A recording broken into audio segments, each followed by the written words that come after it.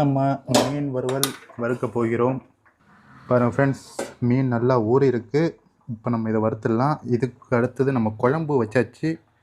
பாருங்கள், எண்ணெய் மிதக்க மிதக்க குழம்பு அவ்வளோ சூப்பராக வந்திருக்கு. மீன் குழம்பு இன்னைக்கு ஒரு பிடி பிடிச்சிட வேண்டியதான்.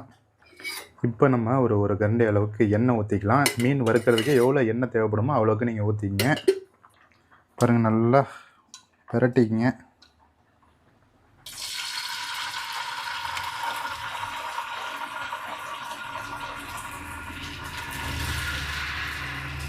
இது மாதிரி ஒவ்வொரு மீனாக எடுத்து நம்ம ஒரே நேரத்தில் ஒரு 5 மீன் 6 மீன் கூட வறுக்கலாம். பெரிய வானலாக தானே இருக்குது, அதனால் வறுத்துக்கலாம். பாருங்கள், மேலே கூட நம்ம எண்ணெய் லைட்டாக ஊற்றிக்கலாம். நம்ம செக்கில் ஆட்டின கல்லெண்ணெய் அப்படிங்கிறதுனால கொஞ்சம் தாராளமாக யூஸ் பண்ணிக்கலாம்.